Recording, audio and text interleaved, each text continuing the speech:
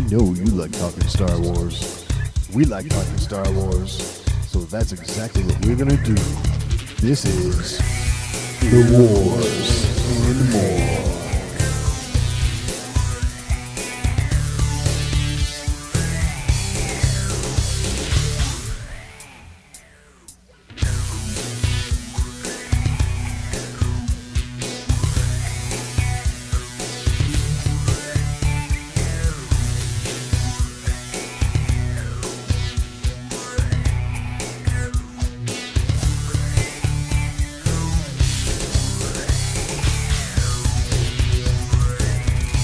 Resistance Season 1 has come to an end, and it looks like it's given us tie-ins for potentially Episode 9, and of course, for Season 2.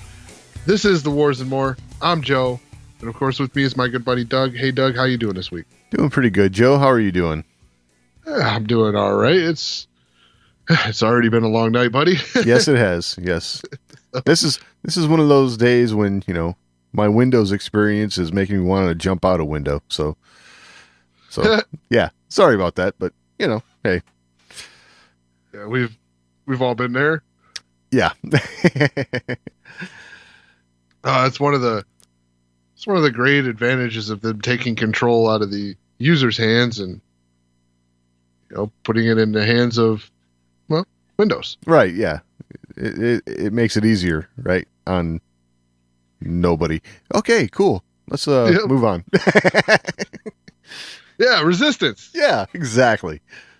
Resistance. So we got part 2 to No Escape this week, and I figured we'd jump right into that this week because it's the big thing to talk about. There's a lot going on here. Yeah. Yeah, totally. Makes sense that this is the most action-packed episode, and so much is crammed in here for it being the last episode of the season. I kind of got the feeling that this was actually a longer episode. Yeah, watching it, I felt the same way because you're right. They packed a lot into it for sure. They didn't dwell on it too much, but you could definitely sympathize with Kaz about losing his homeworld and realizing what that meant for the galaxy, right? The Senate's gone now, and he's got to figure out what to do from where he's at now to help the Resistance, basically. I mean, and all while not dwelling on, his pain. So, yeah, I gotta say, I was actually quite surprised that Kaz stays so level-headed. Yeah, with all of that, like it was super shocking to me that he was able to snap out of it really quick, right, and deal with the task at hand because. There was a lot going on, and I guess it was, just a benefit of having to keep moving. Right. There is that aspect of it. Yes. Jumping way forward in the episode though, you can tell, there was a little bit of this kind of like on his mind or it gave him some more resolve when Pyre's telling him to drop his weapons and, Kaz and Yeager are totally outgunned in that standoff. And Kaz is like, I don't think I'm going to drop my weapon. What if I don't? It's like, wow. Okay. Well, I mean, he kind of caught them in a situation where they're trying to convince T.W.A.M to come along with them. Right. Obviously, T.W.A.M is going to be some bargaining chip for them at some point. Yeah. And you can see they're thinking ahead on that because they didn't just gun them down. Right. It makes me wonder, like, what is it that Tam knows or Tam has, Why is the First Order so interested in Tam? Uh-huh. Yeah. Yeah, I was thinking the same thing.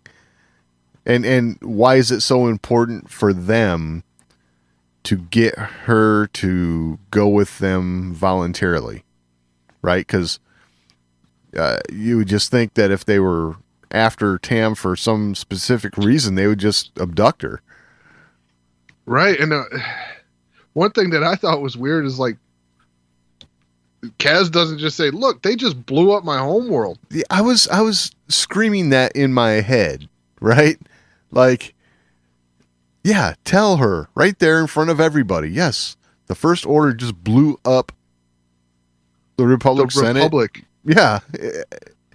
I couldn't believe they didn't, bring that out in the open there.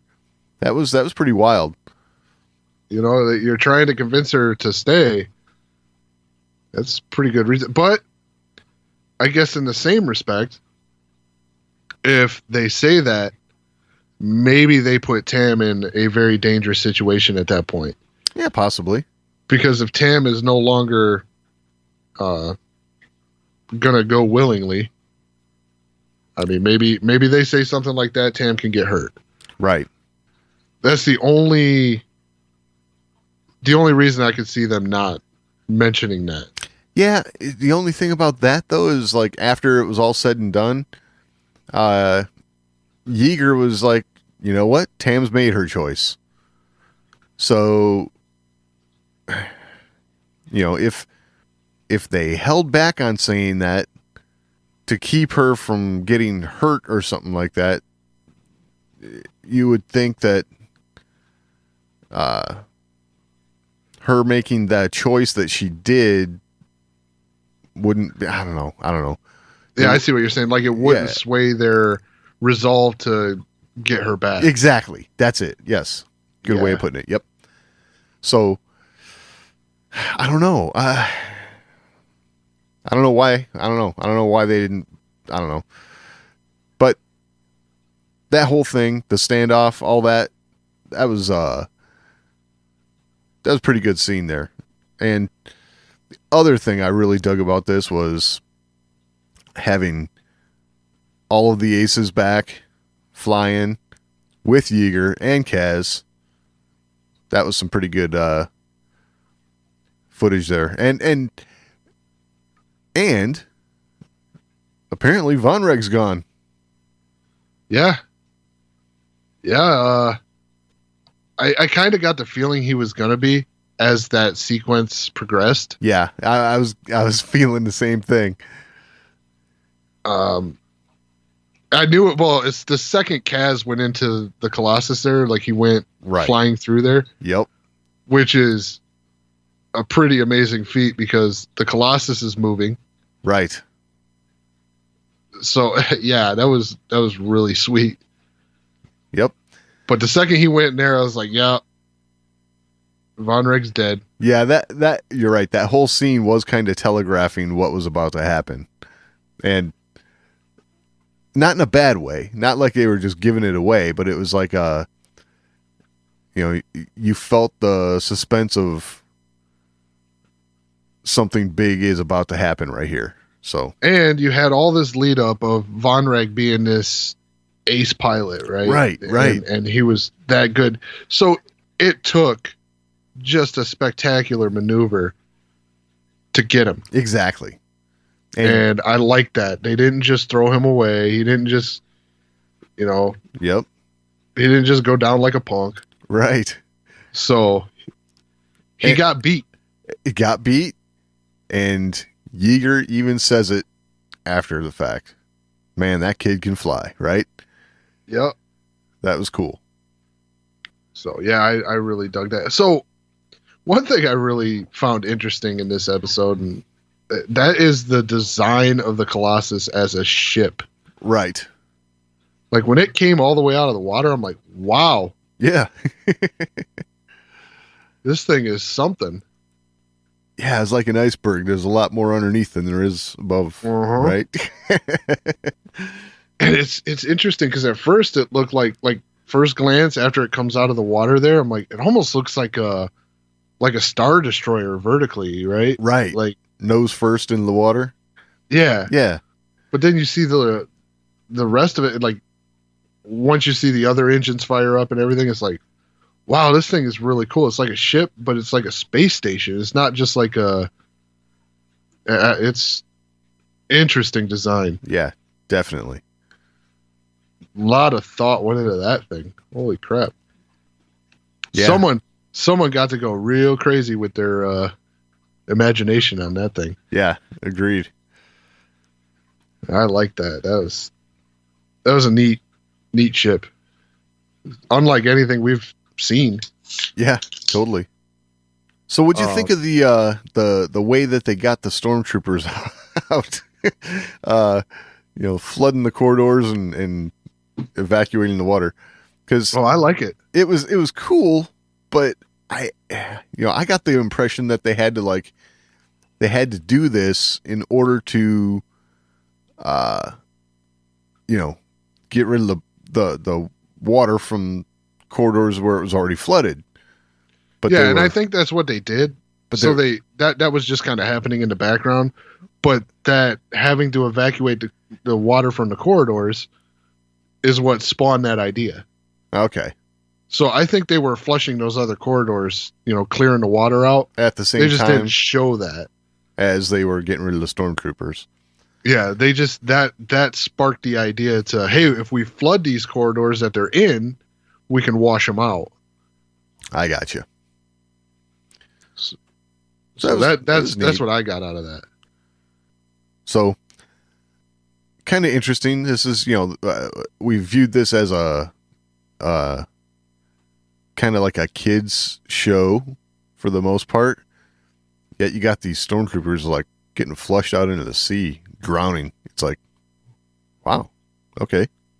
Drowning and then getting gobbled up by sea creatures. Right. So, a little bit of hardcore Star Wars in there for the kids. Yeah, well, the thing about that is, though, they walked up to this. Yeah. So that's true. They progressively stepped up the bad things that can happen to people in the Star Wars universe. Right. Throughout this season. There's been little bits. Yeah. And this episode had a ton of it. Yeah, that's true. Yeah, Von Reg and yep. Yeah, you had baby steps into I don't want to say the violence, but the violence. Yeah, I get it. It's the wars, right? Yeah. So and that's the one thing about Star Wars violence is it's always done pretty tastefully. I couldn't agree more. Absolutely. It's never gory and super crazy. Right. There's never been a ton of blood in Star Wars. I mean, hell, it wasn't really till Force Awakens. Yeah, exactly. Everything else, like you saw lightsabers, it just, kind of cauterized the wound. Right. No blood. Luke got beat up a little bit a time or two. Yeah. But all in all, it's Star Wars is pretty clean, and that's why it works so well as a kid's show and and for kids. Yeah, absolutely. Okay, so next thing, what do you think of Niku programming the coordinates for the hyperspace jump? And he's just like, yeah, I don't know where we're going. So, because I actually got kind of excited when Kaz gave him the coordinates to go to Dakar. Because I thought, ooh, with as quickly as The Force Awakens and Last Jedi take place, these guys could arrive to Dakar. Just to run away. Well, just to run away, or they get there and they find a smoking crater. Right? I mean... Yeah. The base on Dakar, because that's what was going on. They during The Last Jedi. right at the beginning. They evacuated the base and, it got blowed up. Well, that could still happen. Yeah, it could. Except, they don't know where they're going now. Yeah, he did say they could end up there or they could end up light years away. Right. So, yeah, they could still show up on Dakar and find that, like you said, smoking crater. Yeah. But at the same time, I like that they did that because, there's got to be people sympathetic to the resistance out there. Right. I mean, there just has to be. There's not much left after The Last Jedi. So there being pockets is going to be important going into episode 9. Yeah. I would say they're playing this in a very similar way as they did with Rebels and Rogue One. Kind of, how all of that interplayed together. And, done right, it could, it could really work well, between the show and the films. So, well, you look at what's all floating out there, right? As far as like people who would be sympathetic to the resistance that you have no idea where they're at. You've got the resistance crew. Right. You've got the rebels crew. Right. So you got a lot of stuff that could come together for episode 9 for a really epic ending. Oh, I gotta say, I don't know if we're gonna see Resistance and Rebels references in the film. Well, I think you'll see references. I doubt you're going to see too many characters. Right. But I think you will see references to it. So maybe a line spoken or something. Yes. Okay. I could see. And maybe some characters. Huh. I mean, it'd be a hell of a time for Ahsoka Tano to show up, or oh yeah, well, yeah. Or Ezra Bridger. That I don't know about that. If there's any character from animation that's going to show up, I would have to imagine it's going to be Ahsoka. Imagine her, like, at least that's the one you're hoping for. Yeah. Well, there is that, of course, because to see Ahsoka in live action, God, that would be phenomenal. Yeah, it's just such a great character. Right. Ahsoka has so much depth, and we talked about that balance thing. When it comes to balanced Force users, Ahsoka's it. Right. And it'd be someone good to come in and help Rey, because from everything we've been hearing, Kylo's going to have help. True. Yeah. Which he already does. I mean, because the First Order, the First Order is not weakened. Right. I mean, in 2 movies, okay, they lost Starkiller Base. Turned out that wasn't that big a deal. Right. Exactly. Yeah. It did the damage they needed it to do, and they still have a mighty army. Yes. And that stayed intact, through The Last Jedi. Yep. And now they have a tight grip on the galaxy as a whole. So yeah, because you have no Republic. The Resistance is dwindled down to next to nothing. Right. So yeah, it's so I don't know when season 2 is gonna air. Yeah, I'm not sure. I mean, if it follows the same schedule, then I mean, we're really not gonna. We'll get maybe the first half before to release episode 9. Wow, that's interesting to think about, because oh wow, this has got to be why Niku punched in the wrong coordinates, right? So they can stay kind of like off the map until episode 9 is released. Gotcha. And run right on through it. Yep.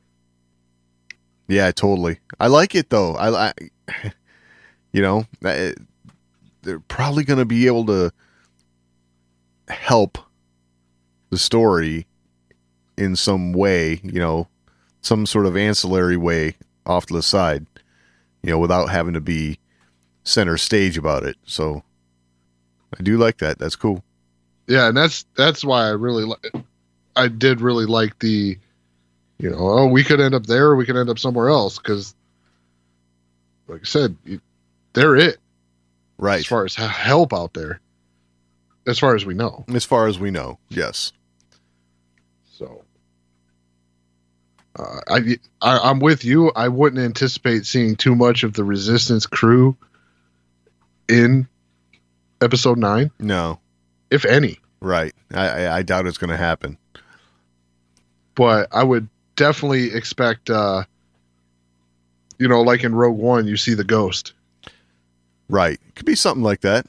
You know, you see Chopper. You know, you see hints at their involvement. Or, you know, we get maybe some pockets of Resistance kind of coalesce somewhere in some system, and there's a bunch of ships, and you see the Colossus out there. You know, could see something like that. Even if it's just the Colossus being one of their bases of operation. Right. Oh, yeah. You know, something to give them a foothold somewhere. Yep. That would be cool. Because they don't have a base. Right. And really, the Colossus, sometimes on the show, you got the impression that it was kind of small, but, you know, obviously big. It's large enough to where you could have, who knows, Poe and Finn or somebody, you know, doing something, stopping at the Colossus and actually being on board and never run into any of the Resistance crew, you know? Well, it definitely looks like it could serve as a service point for a fleet. Right. And I would think it would be more that than like a central base, because if it was like a central base of operations for the Resistance or the Rebellion moving forward, then you would almost have to bring in like Doza, maybe Yeager, to you know, be part of the Resistance or Rebel High Council, if you would call it that or something. You know what I mean? Because those are experienced guys who've been in the thick of it almost as much as like Leia, right? So yeah, that makes sense. I mean, you know, but overall, I got to say, I dug the episode. Yeah, it really brought this season together. It did. I don't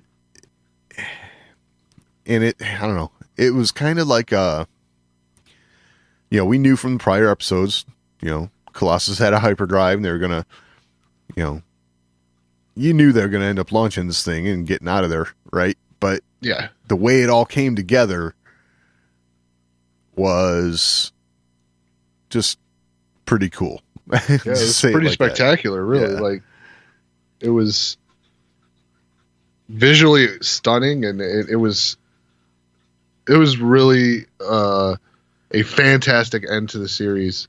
Well, the season, not the series, right?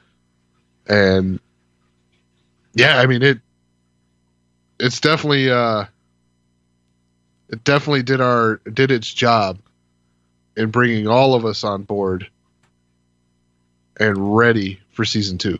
Yes.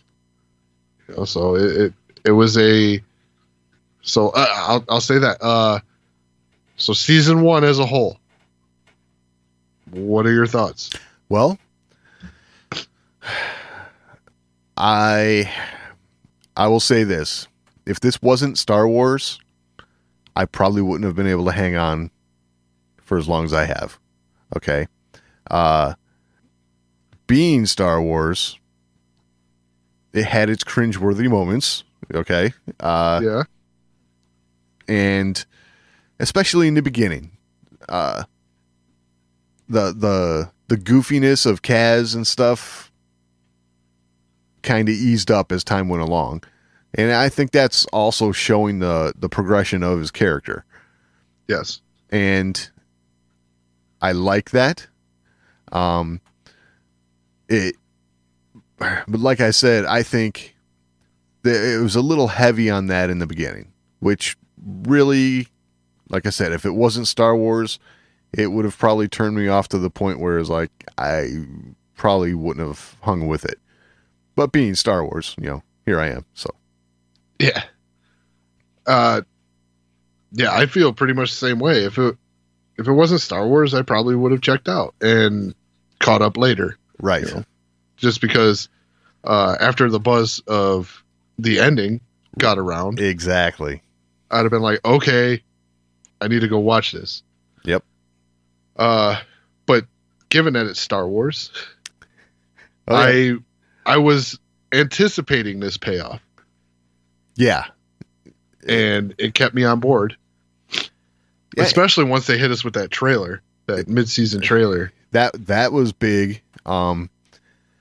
I think from the start they were also teasing that, this is going to cross right into the timeline of The Force Awakens. So, okay, that was intriguing, right? So you're kind of hanging out for that payoff, and I think it's paid off well so far. So yeah, it's, and we did, there are some interesting characters, right? Like, I really like Yeager. Yeah, I really like Yeager. There's some stuff about Yeager we still don't know, and I think it's good that we don't know, right? Same with Doza, and those guys, see, that's something that we haven't really dug into either, is that those guys were on the opposite sides of, our original trilogy battles, right? Yep. And now they're working together. That's pretty darn cool. And I think that could go to some interesting places, Agreed. And that opens it up going into 9 on where they're going to be able to find help. Right. Yeah, because they're going to have different types of contacts. You're going to look at more assistance from unlikely sources, just because of this dynamic that they've put out there. You're now open to the idea that there might be some old Imperials that are going to join the side of the Resistance. Right. Because, they've been on that other side of what galactic oppression is. Right. So, yeah, it's definitely opened up a lot of possibilities. Yeah. And I gotta say, when this show started, I didn't expect that to happen. Oh. Not even a little bit. No, me neither. No, when it first started, it seemed like it was going to be like, okay, well, if this gets little kids to watch Star Wars, okay, cool. And that was about it. But now... So now it's doing both things. It's getting little kids to watch Star Wars, bringing in that next generation of fan, and it's bringing in the old generation of fan as well. Yeah, absolutely. Something for everybody. Have something to add to the conversation? Or you just want to let us know how we're doing? Email us, show@thewarsandmore.com. That's the best place to get in on the action. But if social media is a little more to your liking, @TheWarsAndMore on Twitter is always a good place to interact with us. And we're also on Facebook, facebook.com/TheWarsAndMore. And of course, your portal to this and everything else, The Wars and More, is thewarsandmore.com. All right, so sticking with Star Wars animation for a minute. So if you have not done your rewatch or watched for the first time the Clone Wars, and you have a Netflix subscription, you might want to get it done, because the Clone Wars will be leaving Netflix on April 7th. Uh-oh. So obviously this is all getting ready for Disney Plus. Right.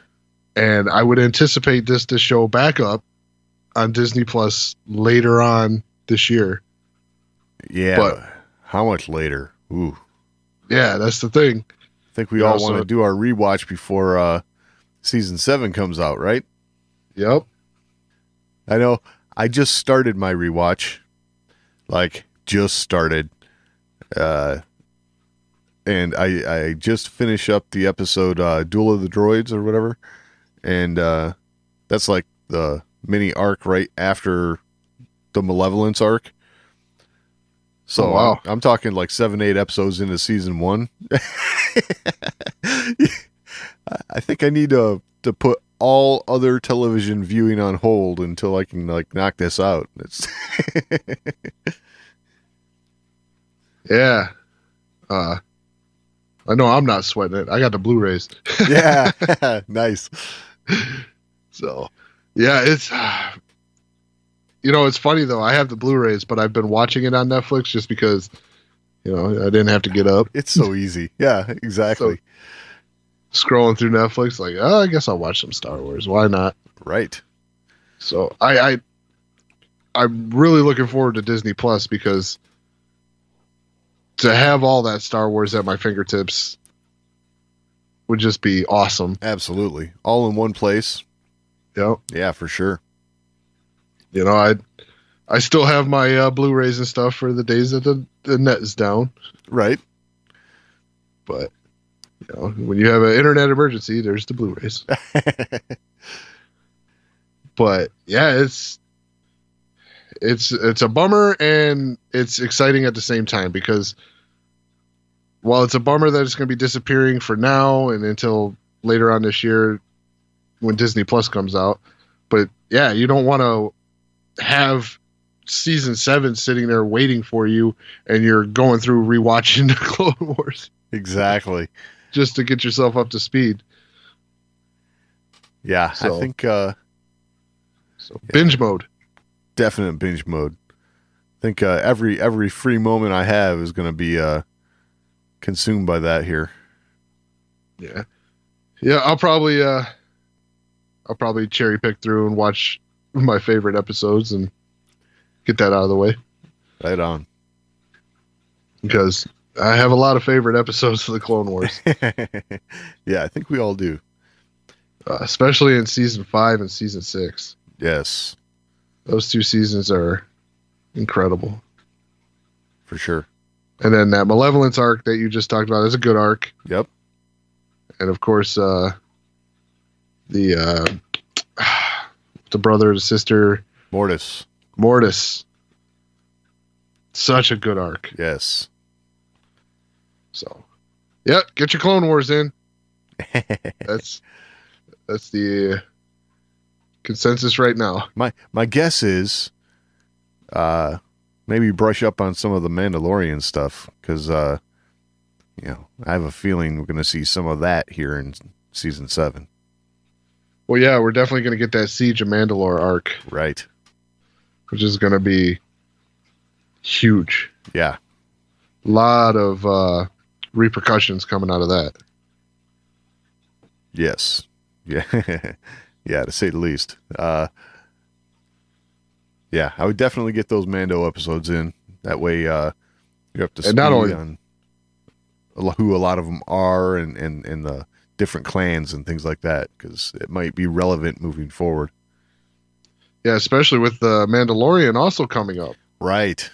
Yeah. So some of that backstory might be helpful. Yeah. Not saying that, this character will have any direct connections, but you never know. Right. Yeah. This is all our best educated guess here. We don't know anything. just so we're clear on that. But I think brushing up on the Mandalorian stuff will be a benefit for a Star Wars viewer going forward. For sure. All right. So another thing everybody's gearing up for and getting ready for is Celebration. Yes. getting It close. is getting close. Badges have been starting to be received by people. Nice. So I don't have mine yet. I'm getting a little nervous. I'm sure it's on its way. Yeah, today's the first day that I've seen people going, "Oh, I got my badge." Like I've been wondering where mine's at. So You're going to be like Ralphie running home from school every day to see if you got that decoder ring in the mailbox, right? Oh yeah, oh yeah. Well, you know, when you get that badge, that's when it's real. Oh yeah. You know, Yeah. it's. I know I talked. I think I talked last week that I still needed to finish some of my travel plans. I Right. got all that done. So now I just need the badge. Yeah. The trip would be like not very good if you had to go out there and just watch Celebration go on and not be able to get in. That's Yeah, that would be a bummer. But so there are some changes coming to this celebration. okay. I'm not 100% sure if these are all good. Okay. Time will tell, obviously, once we see it all in action. But so one thing that's changed is there will no longer be any overnight queuing. Oh. So the staying overnight to get into the big panels, that is a thing of the past. Nice. No more sleeping on concrete floors and things like that. Yeah. So from what I'm reading, it seems like using the mobile app that they're going to have available, that these panels are going to be divvied out like a lottery. So you'll put in for your chance to get into the panel, and you'll find out if you're in or not. Huh. That's interesting. I guess I kind of like the idea of lottery, because it gives everybody a fair shot, I guess. Yeah, and I think the big thing for this is and why it's a good thing is because if it wasn't for some of the things that happened at last celebration, I'd be like, well, I kind of don't like that because one of the rewards of being a Star Wars fan is putting in the legwork, right? Sure. So, like going to a midnight showing before was like you had to get in line, you had to wait it out, Right. and the reward was you got to see it first. Yeah. And some people got turned away from those theaters because they were at capacity. Right. So putting in the legwork is kind of almost like a Star Wars rite of passage, right? Right. It's tradition. Yeah. Yeah. So, but with the last celebration, there were people that stayed in line overnight and didn't get into the main room. Yeah, that'd be tough. So I guess this kind of balances that out. I'm really kind of hoping that there's something that kind of rewards, the ones that put in a little extra effort Right. and not Makes sense. just leaving it all to chance. Yeah. But at the same time, it seems like the most fair way to do it. Yeah. Because when you got people that sleep on a concrete floor overnight and can't get in, it's kind of a bummer. Right. So I guess the only other thing I would throw in there is that let's just hope that the technology works as advertised. Like if you put in for, a certain panel you want to be on and you click submit and then the app says Roger, Roger, you're going to have to worry then. That's right. that was a battle droid joke. Yeah, I got it. So a little more on this app. Okay. Yeah. So reading here, it says by activating your badge and downloading the official Star Wars Celebration mobile app, you'll enjoy these cool enhancements to your Star Wars Celebration experience and more. So the first bullet point here is no need to guess if you'll make it into a panel. Take advantage of Lightspeed virtual panel reservations offered via the official Star Wars Celebration mobile app. So you'll be able to queue yourself up for panels without having to stand in line. That is nice. It is nice. And if executed properly, it could work. Because when I went to Star Wars weekends, they had the Fast Pass, which Disney uses, right? Right. And Disney's pretty good at this. So they limit how many Fast Passes you could use in a day, just so, you know, you can't just go in with the app and book everything and everybody else gets screwed. Right. So if they do something like that where you have a limit to how many things you can book in a day, I think that'll be a good balance, and everybody who's attending will be able to at least get into something they're really looking forward to doing. Right. That is if that's the way it works out, that's a great thing. Cool. And that's expanded in the next one. It says use the new Lightspeed Lane virtual queuing option and let Star Wars Celebration app wait in line for you at select show features. So yeah. And then next we got interact with show features and exhibitors or visit one of many prize towers located throughout the show for your chance to win awesome prizes. So some Celebration exclusives, stuff like that. Well, you know, it's 2019, right? We are. Yeah. You know, time to, you know, I don't know. I guess there's always going to be a part of me. There's a part of me that misses the lines for the movie theaters already, right? Because now we have assigned seating for theaters and things like that when the movies come out. So, you know, it's just a sign of the times, right? They are changing. Yep.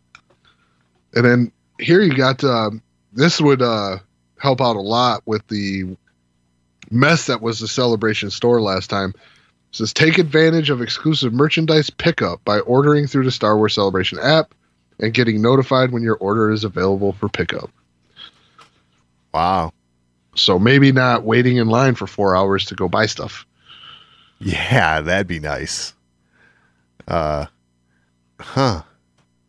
So here's another thing that kind of went a little awry with some exhibitors. Enter and manage lotteries for select exhibitor exclusives. So the lottery system last time for like Funko, ThinkGeek, you know, and so on. Sometimes the execution wasn't so great. Okay.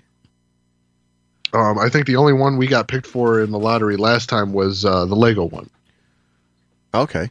And it was not because we didn't get picked in the lottery. It was because we weren't able to really get into the lottery. Like it was not executed well. Ah, I see. So maybe being centralized here will help out a lot. Yeah. Yeah, that'd be, I don't know. I hope so. I hope that everybody there has a better experience for the technology being involved here. So, I mean, that's the intent, right? So hopefully it all works and, you know, everyone gets to see the panels they want to see. And I know not everyone's going to get to the panels they want, but, you know. Yeah, there will definitely be some disappointments. But hopefully it's you know, everyone gets a fair shot at getting into a panel.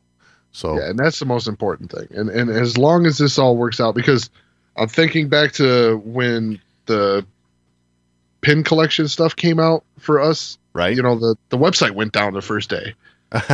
So we can't be going in there on Friday and the app ain't working. Right.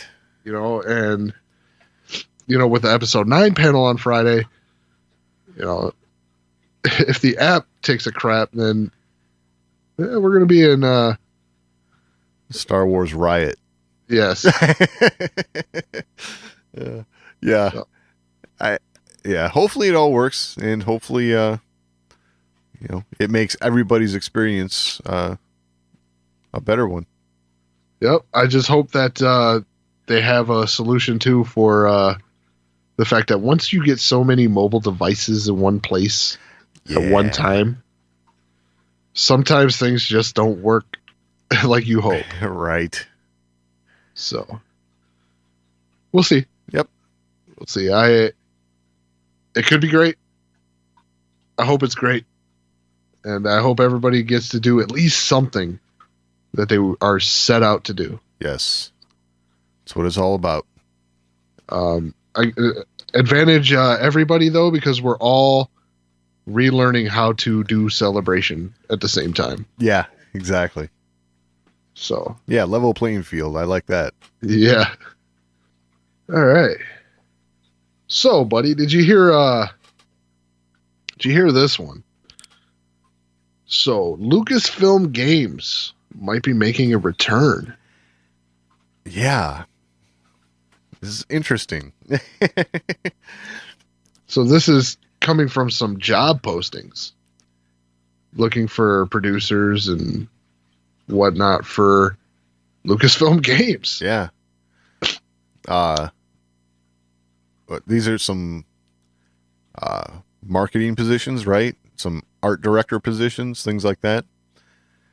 Yeah, you gotta wonder. There's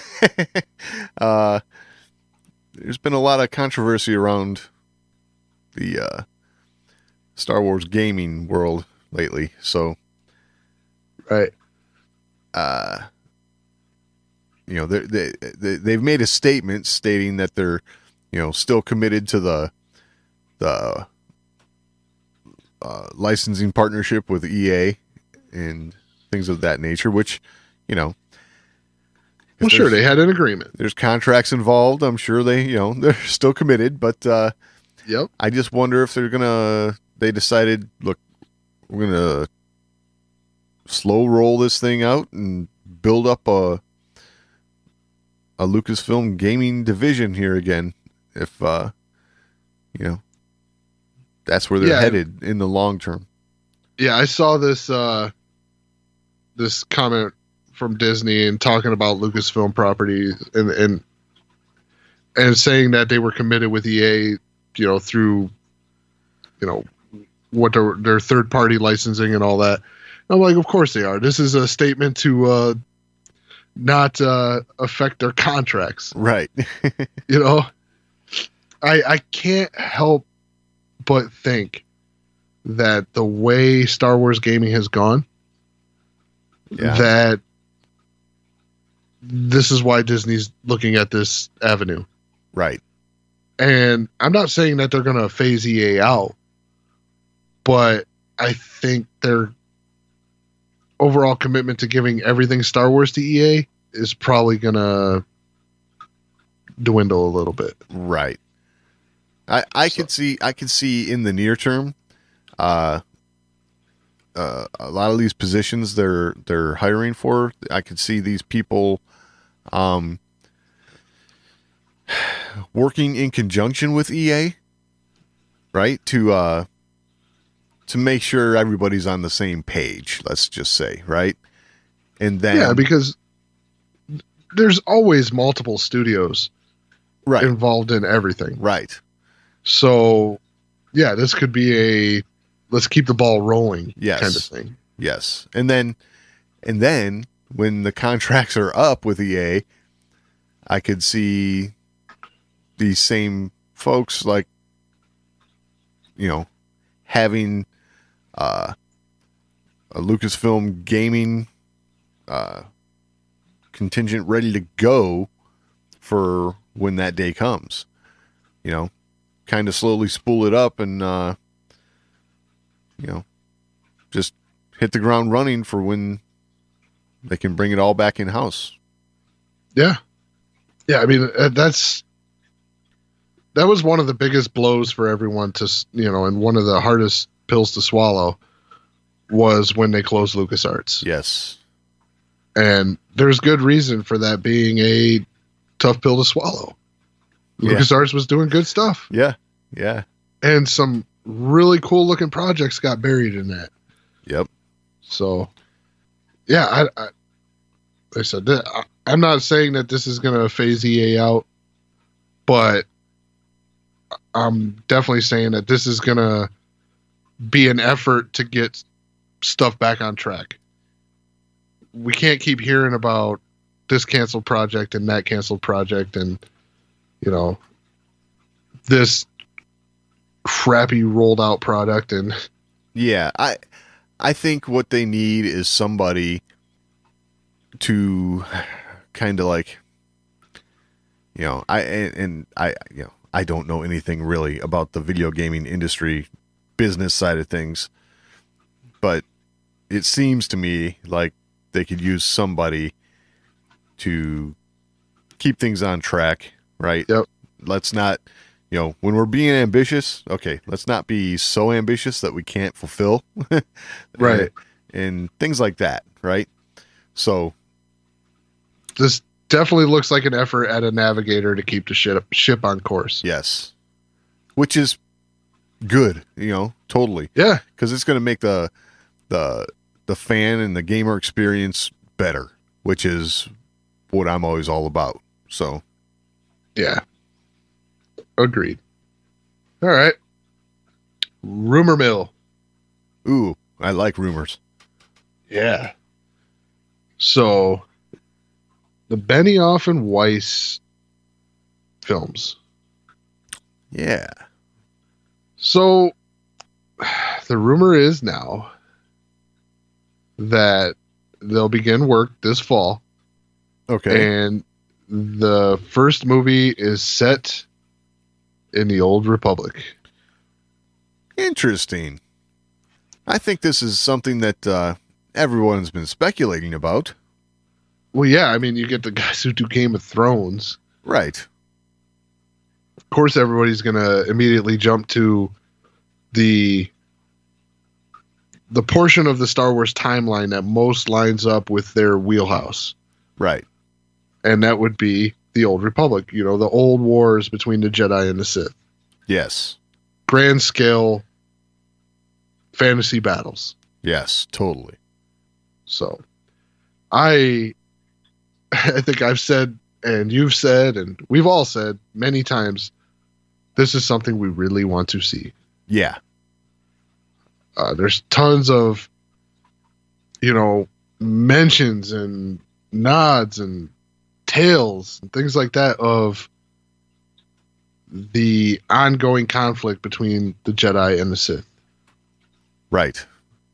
Which, it's, as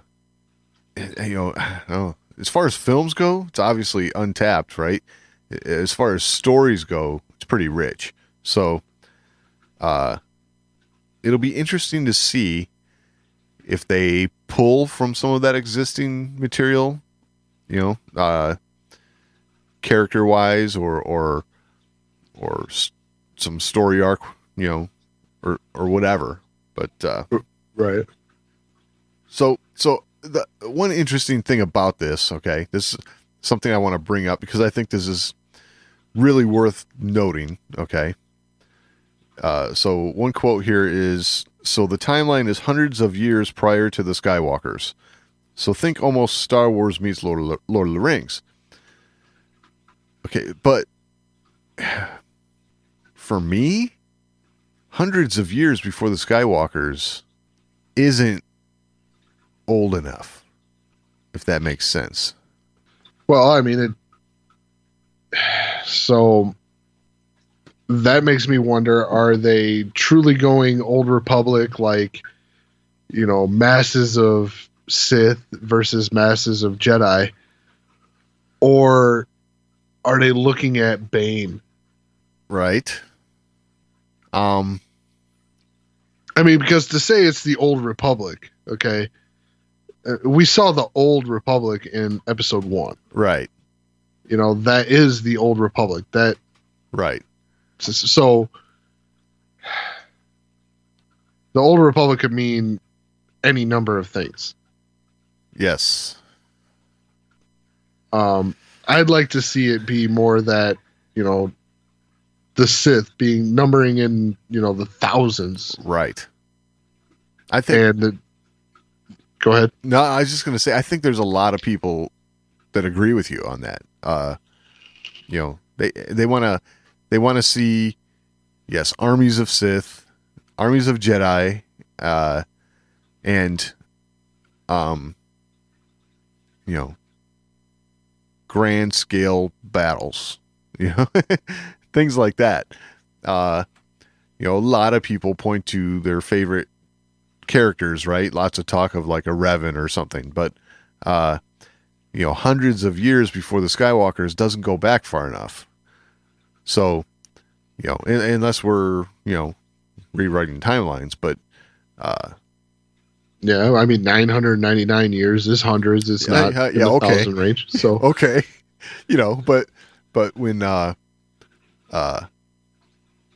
Yoda says, for 1,000 generations, the Jedi have been the guardians, of peace, whatever. It's like if they've been Obi-Wan Huh? Obi-Wan said that. Okay. Thank you. It's like that's a long time. I just I'm just hoping it was a misspoken quote, so that this is going to I guess I'm looking at it from two ways of which this can be interesting, okay? Because I love the stories we've gotten in the old EU from thousands of years prior to the Skywalkers, okay? But if we're talking hundreds of years before the Skywalkers, maybe this is where we find the the prophecy of the chosen one, or something similar. Well, that's why I said maybe Bane. Right? This is where you find out about the rule of two. Sure. Yeah. But again, we have had those stories, right? Right. I don't know if I necessarily want just an adaptation of that, or a telling of those stories in film. I mean, all that would be great, but I think what these guys can do is going to be something far more than that. Right. And so the reason that I hone in on Bane, right, is because Bane is canon. Right. Yes. Bane exists in the new canon of Star Wars. Like it now, whether it's the stories we got in the old expanded universe is yet to be seen. Because all we have that makes Bane canon is the Clone Wars. Right. And Yoda says, made the rule of two, like says that to the specter of Bane. Right. So that's all we got. In the canon, there is no mention of Revan. There is no mention of Exar Kun. True. But a lot of, a long time EU fans, this is, when they hear Benioff and Weiss, that's where their head's going, is to that kind of stuff. It's, and I don't think that's a bad thing, but. Oh, it's absolutely not a bad thing, especially if they go there. Right. I mean, please go there. By all means. Yes. And even if it's not the characters that we know, the expanded universe showed us how rich that could be with so many characters being out there. Yes. And you know what? You mentioned that. I would almost prefer that we get something completely original and brand new. Agreed, because that. then you don't get bogged down with the expectations of what exactly it should be because of this. Right. Some people might be disappointed because they wanted, some particular story told in film. But I think something brand new, something original, that's why, you brought up the the prophecy of the chosen one, right? How long has that prophecy been around? We don't know. In order for it to be a prophecy, it's got to be a while, right? You would think, yes. But, we could, follow the adventures of a particular Jedi or group of Jedi or a master and a Padawan, and they, who knows, find an old temple or something like that. And, find a holocron, who knows, whatever. I'm just spitballing here, but it could be anything like that. And, I don't know. You're talking I don't know. Could be anything. I don't know. I mean, so, you just started talking about expectations from the existing material. Right. And I got pissed off. Oh, I'm sorry. Yeah, because I'm like, yeah, maybe they'll talk about the Sith homeworld of Moraband. Oh, dang. Yeah. No. Oh, they will. They will. Yeah. We'll see, because,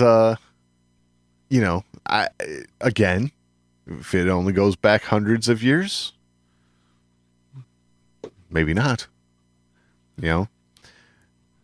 Maybe we won't see the epic battles of, armies of Sith and armies of Jedi.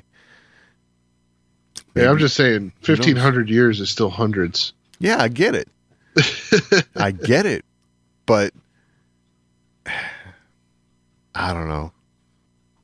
I want to see if they go this route. I just want to see evidence of that eternal conflict between the Jedi and the Sith. Sure. And I'd prefer it to be more than, two Sith hiding in the background, Right. Yes. I agree with that. I guess what I would like to see is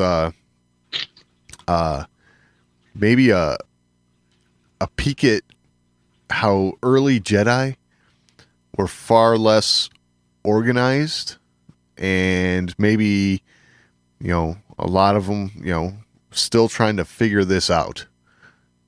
You know what I'm saying? Like, almost in the same way as, like, you had Luke, trying to figure all this Jedi stuff out, but you have lots of them trying to figure it out.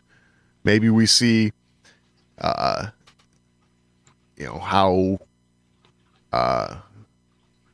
Jedi become Sith or whatever, yeah, I'd like to see a little more of the Jedi, like monks hidden away in this temple as opposed to the Catholic Church. Right. Yes. Yeah. Far less organized. Yes.